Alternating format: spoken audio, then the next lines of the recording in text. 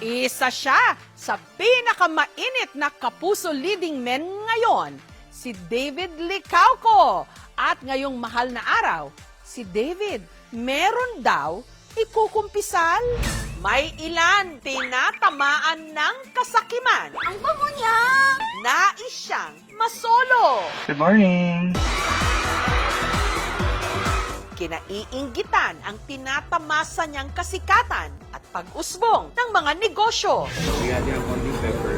At kahit pa wholesome ang packaging niya ngayon sa sambayanan, patuloy pa ring pinagnanasaan. Maraming araw ang nagkakasala ng dahil sa'yo. First time, ginoo ko! O pambansang Ginoo, David Licauco. Somebody say, Pogi? I have something for you. Si David, bibida na rin ngayon sa pinakabagong handog ng GMA Pictures, ang comedy satirical film na Samahan ng Mga Makasalanan. Bakit hindi tayo gumawa ng church group? Dahil mahal na araw na at panahon ng pagtitika, si David may mga ikukumpisal. Ilan ng babaeng iniyakan mo? Aba, nagbilang. Wait lang ha. Kailangan natin balikan. May mga nakukulangan daw sa pag-arte mo. How do you react to that? Can you tell us about what happened? He almost died. Yeah. Ikaw ang dahilan kung bakit nag-break si Barbie at saka si Jack. Ito yung confess, di ba? Suki namin si David dito sa KMJS. Nakapagpa-happy ka ng tao. It's an honor for me. Pero unang beses ko pa lang siyang makaka one-on-one interview. Oras na para sa True Confessions. Mr. David Licauco. David, salamat sa interview na ito. Salamat rin po na in-interview mo. Marami ka raw ikukumpisal. Depende po sa inyo. Sa mga tanong nyo. Una, ikumpisal mo nga kung sino si David Licauco. Ako po ay isang aktor, entrepreneur, anak sa magulang ko na si Eden at Jordan Licauco, and a friend. Let's talk about your movie first. Ang Samahan ng Makasalanan. Ito po ang Samahan ng Makasalanan na ipapalabas po sa April 19, 2025. The premise of the story is I'm a priest Welcome to Santo Cristo San. and I come to a new city na ang mission ko was to help them be better. Nagsimula si David ng pamude-modelo, pa-support-support, Hindi ka na maaaring bumalik pa sa loob. hanggang nabigyan ng meteor roles. May mga nakukulangan daw sa pag-arte mo. How do you react to that? I think everyone na magsisimula po ng isang trabaho, hindi naman po talaga magaling kaagad. Obviously, before po, hindi po talaga ako magaling. Banu ako nun. Nakita nyo naman eh. Nandaya siya. Pinakatumata na ginampanan niya si Fidel, kapareho ni Clay o ni Barbie Forteza sa Maria Clara at Ibarra. Mula noon, sinubaybayan na ang roles na ginampanan niya. Kasi sabi nila, para daw magaling kang aktor, dapat marami kang pinanghuhugutan. So, well, to be fair, iyakin po talaga ako. Iyakin. Last time, hinatid ko yung sister ko sa Australia. Naiyak po ako. Kasi parang, uy, ito yung baby girl ko dati ha. Tapos ngayon, big girl na. One time, pinarod ko yung brother and sister ko sa UAAP. Volleyball players kasi sila sa Ateneo. Pagpasok ko ng arena, nakita ko sila. Umalis ako. Bakit? Naiyak ako.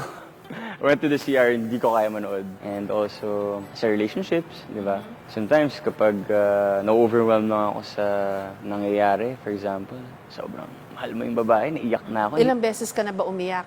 Hindi ko sa lahat naman po ng aking relationships, naiyak ako.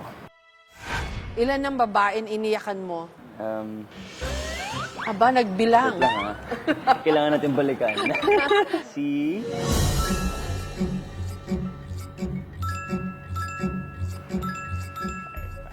Five serious relationships, Yeah, David. 5. Ikaw ang iniwan o ikaw nang iwan?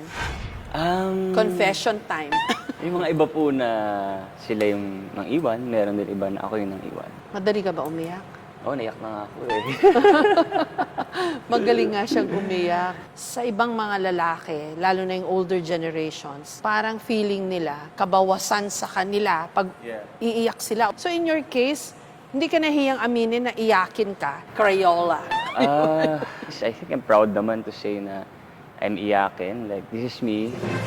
Ngunit ang pinakamalaking pagsubok sa pagkatao ni David nung nasangkot siya sa isang malagim na aksidente kasama ang kanyang best friend taong 2013. Can you tell us about what happened? So, galing po kami ng Tagaytay. On the way down from Tagaytay, when we got to SLEX, we hit a gas truck. Pumalahati yung kotse, nasa harapan po ako. So I couldn't breathe. I had a seatbelt injury. What happened to your best friend?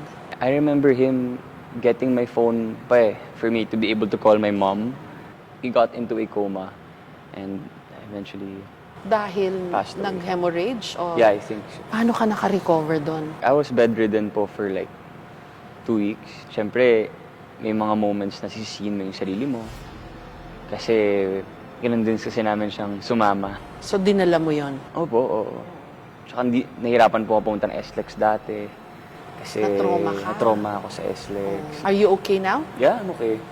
Ang pangalawang buhay ni David, utang raw niya sa isang guardian angel. Kapag bata ka po, di ba, ayaw niyo mag-seatbelt kasi parang hassle eh. And then, di ba po may parking boy. Tapos yung parking boy, for some reason, weirdly enough, nandun siya sa side ko. Hindi naman po kayo nag-drive. And then, sabi niya sa akin, "Sir, seatbelt po ah. Ingat lang po kayo."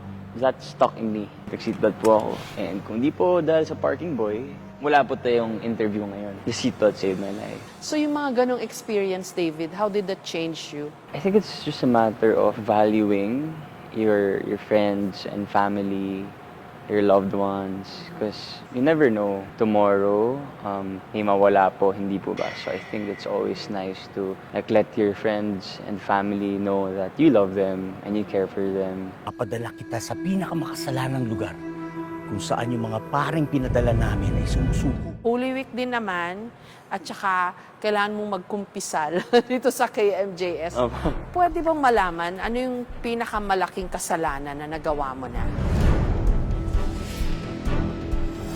Nabarangay po ako dati Talaga? when I was 14 years old. Anong ginawa mo? Alam niyo po yung ding-dong ditch? Mag-ding-dong ka sa isang bahay, tapos tatakbo ka. Kasama ko yung mga barkada ko. Sa isang bahay lang po kami nag-doorbell for 3 days. And then on the 4th day, nakaabang na yung mga yung mga barangay sa village. Nahuli po kami ng barangay. Natawa ako dun. Pero 3 araw niyong dinodoorbell. Isang bahay lang po. Isang bahay. That was so bad. Huwag niyong gagawin yun. O, ano nangyari nung nasa barangay kayo? Nung nasa barangay po kami, tinawanan lang po kami ng barangay captain eh. Sabi, anong kasalanan nyo? Nagdingdong. Tapos tawa lang sila ng tawa. Dahil nagkumpisal ka ng kasalanan, humingi ka ngayon ng tawad dun sa may-ari ng bahay na yon. Actually, nadadaanan ko pa rin yung bahay niya hanggang ngayon. Pag umuwi ako, I'm really sorry. I know that was wrong. I understand. Now I'm older. I'm really, really sorry. Maliban sa pagiging aktor, si David, isa ring negosyante. Meron siyang mga restaurant at cafe. Bago lang para sa'yo. Ako po yung nag-start ng lahat. Yung Sobra Cafe, we have 2 branches na. So that started during the pandemic. I was just looking at food photos on Instagram. Sabi ko, pwede ko tong gawin. Like, ako po yung nag-pack ng food. So you're hands-on? Yeah, super hands-on. Like, all the legwork talaga po I did.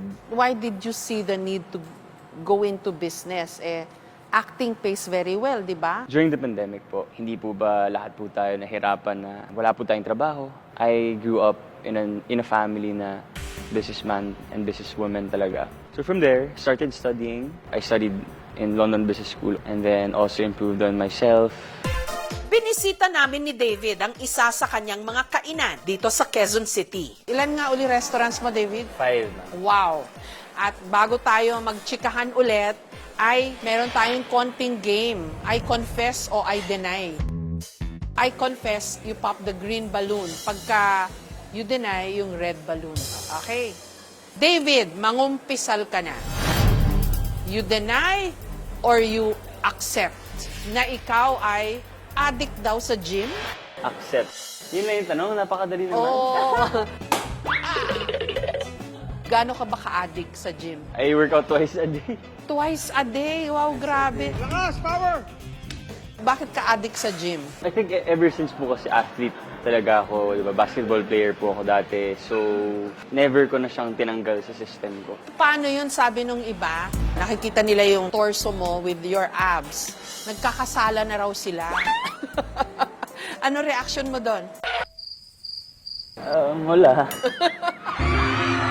Pero totoo ba na ayaw mo daw magsuot ng skimpier dun sa fashion show? Yeah. Bakit? Yes po, tsaka hindi rin talaga ako comfortable to remove my pants. Upper pwede. Upper okay lang po. Kasi marami ka ring fans na bata. So, good answer. David, puro ka raw pa-cute. I confess or I deny? I deny. Ayun.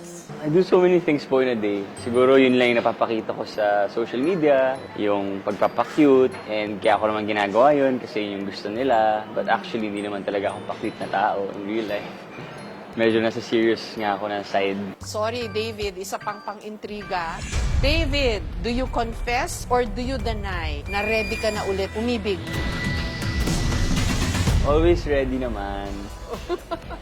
Anong klaseng girl ba ang hinahanap mo? Caring, smart, someone who is self-aware, someone who has dreams and goals, and someone who will support and accept my job, myself, and personality. Hilig po ako sa chinita na hindi masyado chinita.